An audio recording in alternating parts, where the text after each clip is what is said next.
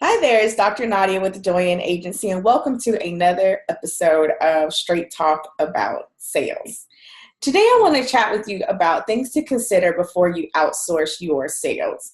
So, as your business continues to grow, obviously, sales and generating revenue is a really key piece of it, but you may get to the point where you can no longer manage the amount of leads that are coming in. You may not have the capacity to manage them consistently. So you want to look at ways to get yourself out of that cycle of feast or famine. So a lot of times we find ourselves, especially when we're in that place where we're doing the majority of the roles in our business, where we may do a lot of activity with marketing and sales conversations. We may have an event. So there's a big influx of not only clients, but cash. But what happens if you're not continuing those activities or have some way for that to happen once that cycle ends or that program ends or whatever that program looks like? So a lot of times if you're a coach, that may look like a year-long engagement. But once that year is up, then where are your next clients coming from?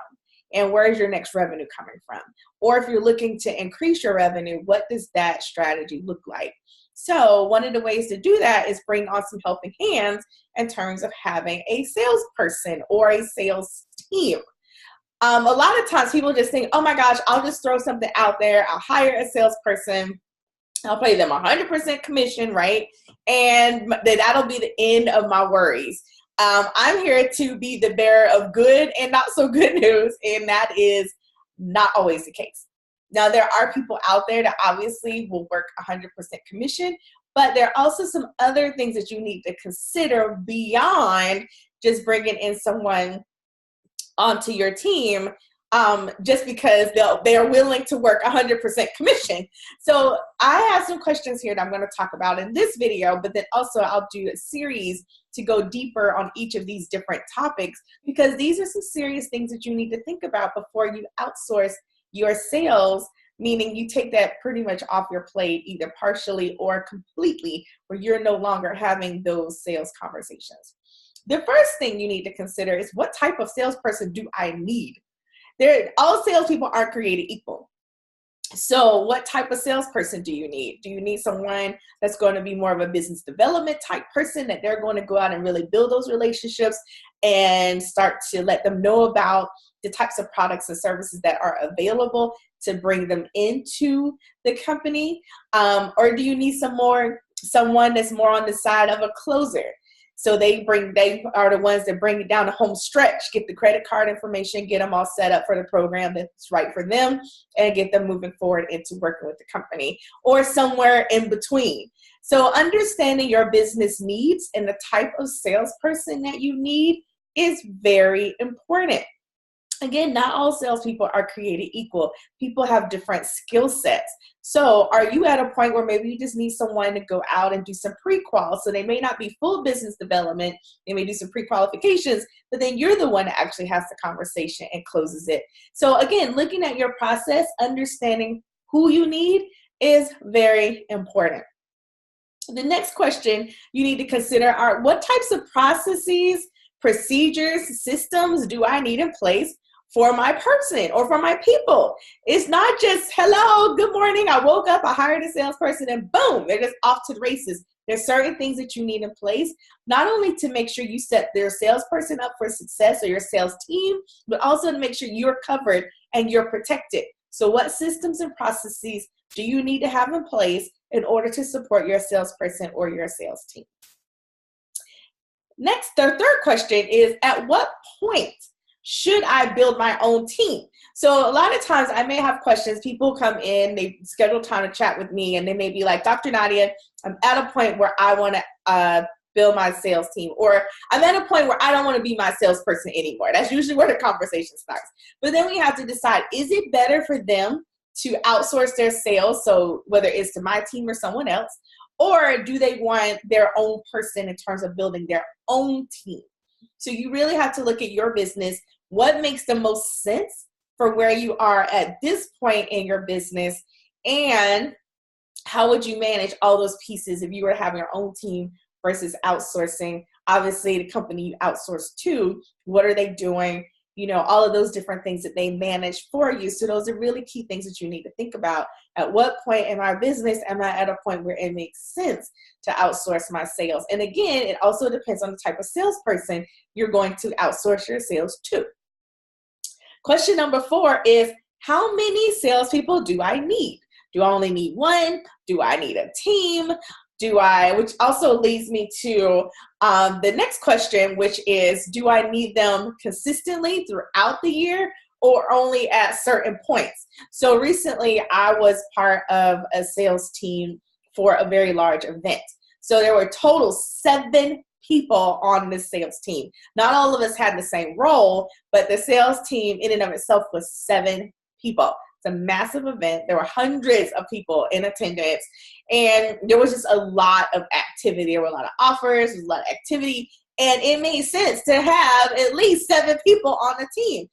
And that person who also at the event, the host and hostess, also they have a staff. So they have regular full-time employees. They're at that level in their business. So there were times when some of their employees will also come in and support the sales team in managing some of the activities that were taking place at this event. So again, do you need a sales team? Do you need a sales, and if so, how many people do you need on your team? Do you need a sales team throughout the year? Or do you need a team that just comes in for maybe your annual event, or if you have multiple events throughout the year? So these are things you really have to consider and really start to think through what this really looks like in your business. So again, you just don't get to wake up one day, or at least I don't advise it, and just say, you know what?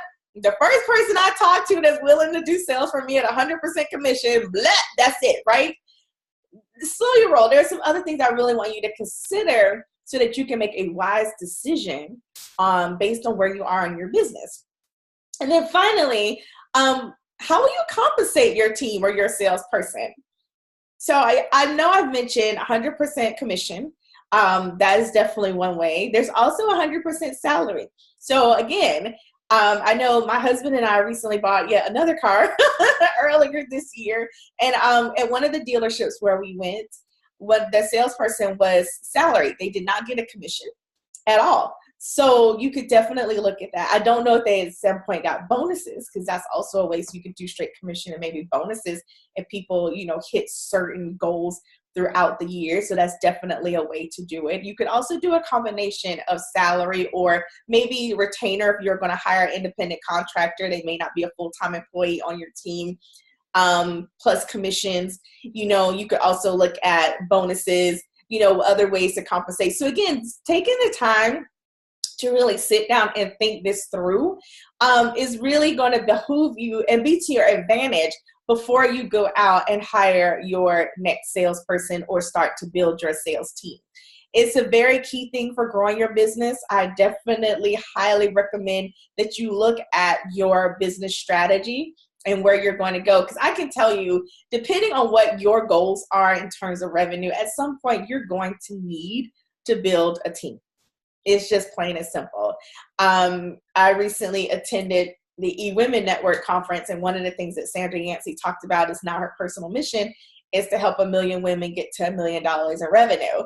Well, if that's your goal, not everyone wants to get to $1 million in revenue, but if that's your desire, I can tell you that you're going to need some help. Now, it may not mean, that could look very different for the type of business you're in, but what does your team look like? And is a sales team part of that overall growth strategy that you're putting together to get there?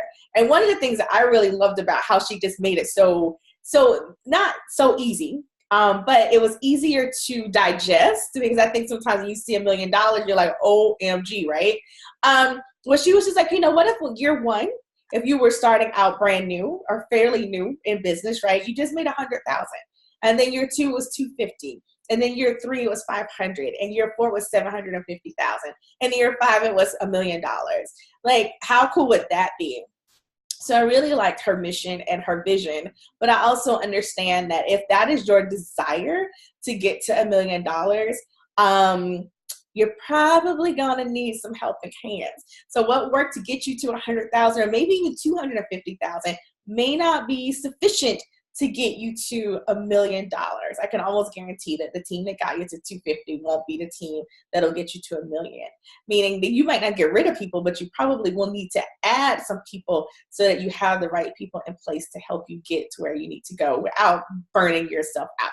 So anyway, that is all I want to talk about today in this terms of before you outsource your sales. Here are some things I want you to consider. And as I mentioned, I'll pull together a series and I'll go deeper into each of those questions. And if you have any additional questions you want to ask, feel free to let me know. Send me an email. You can do that at drnadia@doyenneleadership.com. And if you would love to just schedule time to ask some questions like, Dr. Nadia, whoa, that's a lot of things that I need to consider before I outsource my sales support. I hadn't thought about all of that. You can schedule time to chat with me at meetwithdrnadia.com. That's MEETWITHDR Nadia.com. Meet with Dr. Nadia. Schedule some time. Would love to answer any questions you have about things that you need to consider before you outsource your sales. This is Dr. Nadia with another episode of Straight Talk About Sales with Dr. Nadia. Signing off. I'll see you again soon. Bye-bye.